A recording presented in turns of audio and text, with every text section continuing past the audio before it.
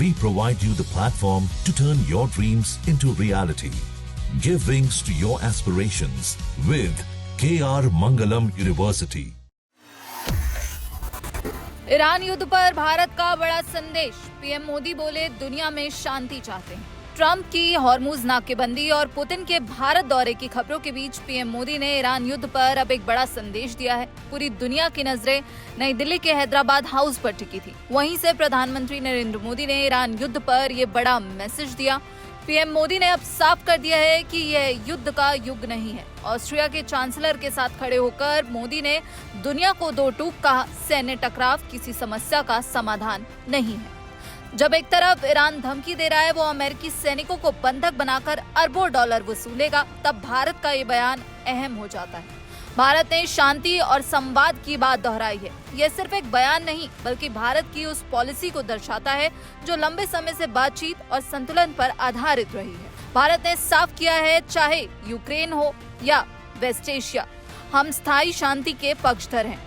इसी के साथ पीएम मोदी ने आतंकवाद पर भी उतना ही कड़ा प्रहार किया। पीएम मोदी ने कहा, भारत न सिर्फ शांति की बात करता है बल्कि आतंकवाद जैसे गंभीर मुद्दों पर सख्त रुख भी रखता है। अब यहाँ पर इस तनाव की गंभीरता को समझिए। जहाँ एक तरफ ईरान के सुप्रीम लीडर के सलाहकार मोहसिन रेजाई ने खुली चेतावनी दी। ईरान का कहना है कि अगर अमेरिका ने जमीनी हमला किया तो वो उनके सैनिकों को बंधक बना लेंगे। इतना ही नहीं, दुनिया का जो सबसे अहम तेल मार्ग है हॉर्मुज, उसकी नाकेबंदी अब यहाँ पर अमेरिका की तरफ से की गई है। और इसी बीच ईरान ने साफ कहा है कि जब तक उसके अधिकार सुरक्षित नहीं होते वो पीछे नहीं हटेगा।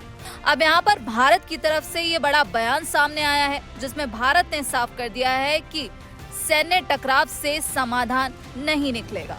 वहीं ईरान की संसद से बड़ा बयान सामने आया और ट्रंप प्रशासन से कहा कोई खास उम्मीद नहीं है।